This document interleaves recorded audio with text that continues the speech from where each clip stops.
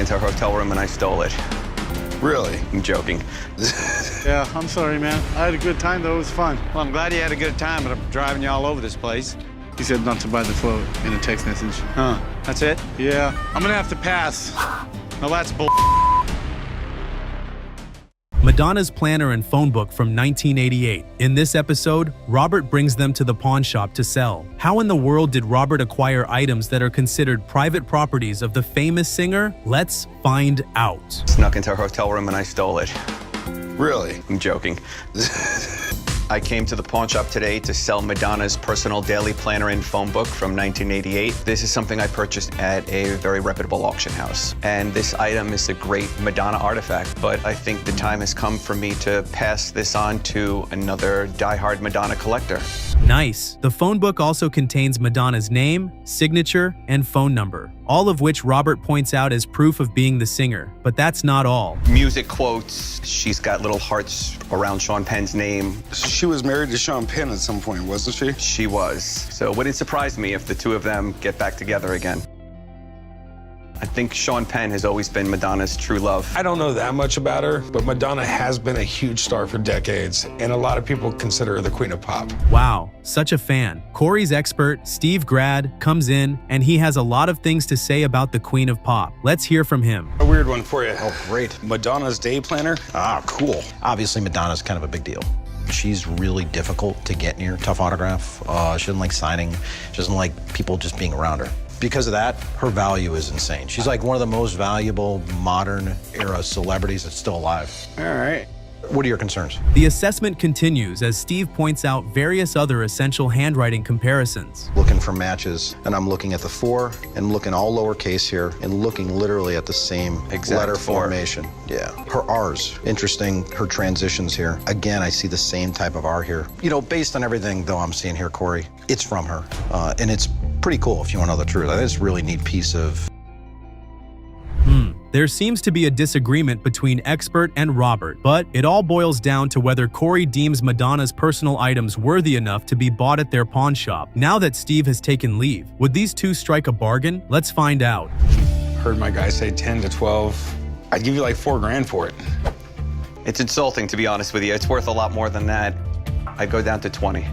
I'd go to 5. We're not gonna make a deal, are we? Listen, we all make mistakes in life. Madonna's day planner isn't gonna be one of mine, I promise. Well, we'll see what happens. I appreciate your help. Take care, man. Thanks, man. Mama Joyce bagged herself a 1995 contract signed by Elvis Presley, and she was so excited to announce it. Maybe it's because she is a huge fan of Elvis Presley, or she cannot wait to cash out from the document's sale. Either way, let's see what her deal is. Here at the pawn shop today to try and sell my contract that is signed by Elvis Presley. I could surely use the extra money. I want to sell the contract for $8,000 to $10,000, hopefully. Where did you get the contract at? I have a friend. He was in the music industry. He said, I want you to have this. He said, I think it's worth something, but you'll need to get it checked out. Okay. What an interesting woman. Rick cracks some more jokes about Elvis before getting down to business. He examines the contract document to the best of his ability and has a few things to say about it. Let's see what those are. Okay, we have a contract for Elvis Presley to play at the City Auditorium, Beaumont, Texas, June 20th and 21st, 1955. And it's signed by Elvis Presley. Having displayed his interest in the document, Rick wants to know how much Joyce would like to sell it. Even I want to know. Well, I'd like to get $8,000 to $10,000 for it. That might be a reasonable figure, but we don't know the origins of it. Anything signed by someone really famous, I have to get checked out. So let me get someone in here to check the signature out. If it's legit, we'll talk about a price. Okay. Let me go give him a call. If it's real, this statement is every seller's nightmare on Pawn Stars. But either way, the item's authenticity has to be confirmed. Meanwhile, Rick asks Drew, the expert, to give a rough estimate of the document's worth. Here's what he had to say. Wow, an early vintage contract like this, even in this economy, we're looking at $15,000. All right, do your magic. All right, let's take a closer look.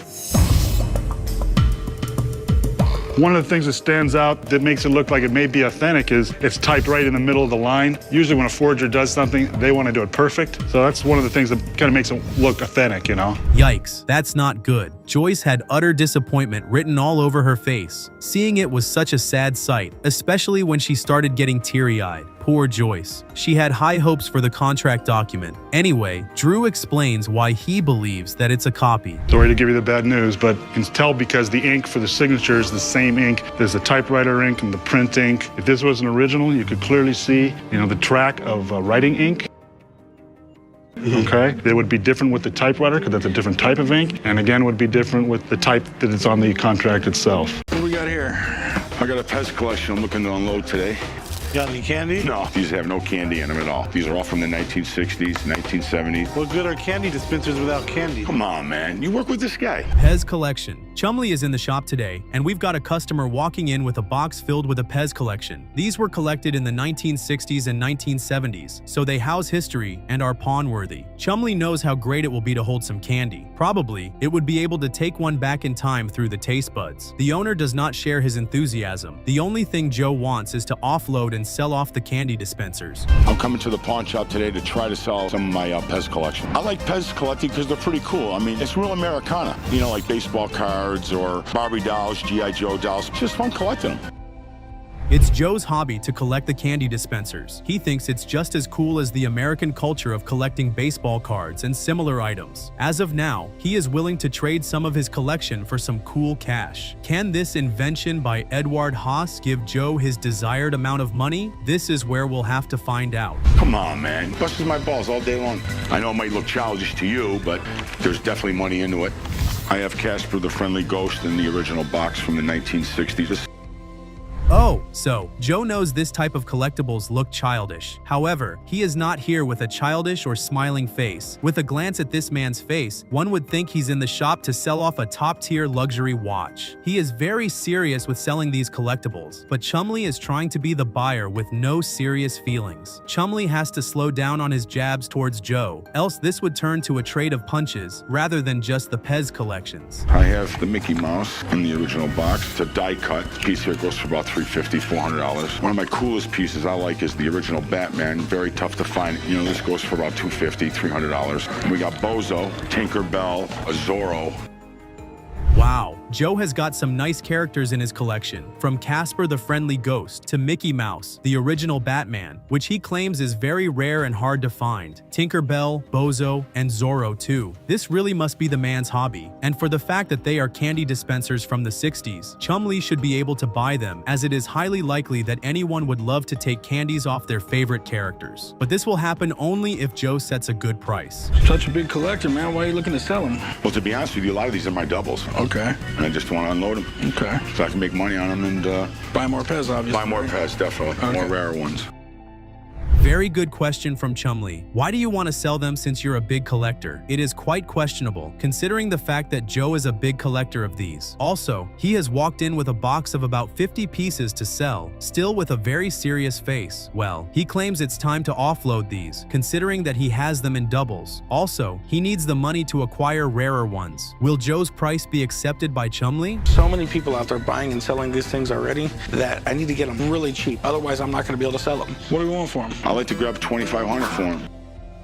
Great. Chumley is interested in these and he wants to buy them. Although, a lot of people are already selling these online. That means a very competitive market is out there. The price has to be cheap for Chumley to buy these, so he can resell. That's a great business move from Chumley. But Joe isn't here to make a very cheap bargain. He is here to make the most of his rare collectibles and to really reward his hobby. I had to grab it somewhere else. I'm gonna offer you $1,000, my friend, just because I gotta resell them. You could put these on the internet individually and definitely make your money back on these. Well, man, I'm not looking to break even at all. The best part of the show, the bargain. Joe wants $2,500 for the box he brought. That does not seem so bad, considering he valued the box at $5,000. Going for half of the original price does not seem so bad, right? However, Chumley would like to pay $1,000 for these, from $5,000 to $1,000. Chumley thinks it won't be so easy for him to resell them, as there is a very competitive market waiting. Well, Joe, what do you think? I put them on the internet, next thing you know, I'm competing with 5 other guys selling the same Pez. I understand that, but these 3 pieces alone are a G-note. These 3 pieces alone. Give me $2,000, man. Chumley is not so confident about the ease of selling these, which is the reason he placed such a ridiculous price on the table. Good thing Joe understands this. However, he believes Chumley will make good money by selling them, especially with the 3 rare ones he has: Casper, Mickey Mouse, and Batman. Joe has now brought it down to $2,000 Chumley. $1,000 is what I can do. It's fine. All right, buddy, Get out of good here, day. man. I can't believe one of them guys offered me $1,000 for them 50 pieces of Pez. Would you look at that? The bargain just ended, and it did not get Joe what he wanted. No sales and no reward for his hobby. Chumley closed his offer at the $1,000 mark, and he chose to stick to it. The $2,000 seemed very fair for Joe, but fair play is not the order of the day at this pawn shop. It's time to pack the box and go home, Joe. Keep hunting for the rare Pez dispensers. That's an insult to the Pez community. I can't believe it. That's why they're chooches.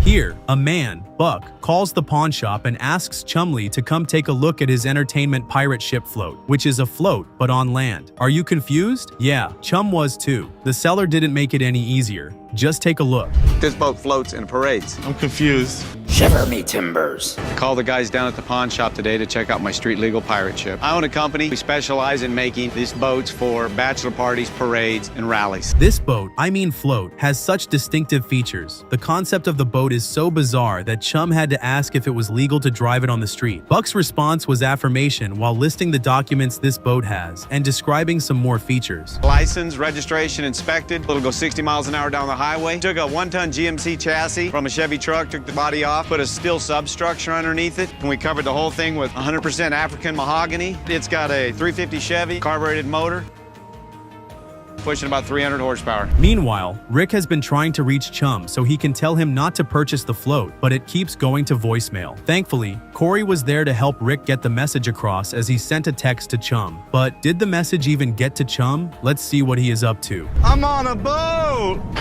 Sup, ladies? I feel like captain of a ship right now. It's a good look for you.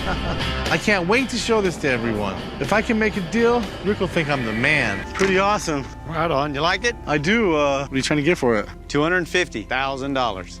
240? I'm thinking you could rent this boat out for a couple grand a night. Thankfully, Chum is smart enough not to buy the float without hearing from Rick. He would rather disappoint Buck, the float seller, than upset Rick. Anyway, let's see what happens between Chum and Buck. Yeah, I'm sorry, man. I had a good time, though. It was fun. Well, I'm glad you had a good time, but I'm driving you all over this place. Why don't you call your boss? I could do that. Let's see. Well, he might want it. Do it. It looks like he texted me already. Do not buy the float. That was Rick, my boss. He said not to buy the float in a text message. Huh. That's it? Yeah, I'm gonna have to pass. Well, that's bull. Hey guys, if you enjoy the content, don't forget to subscribe the channel, hit the bell icon to get notified about new videos, and show your love by liking and commenting down below.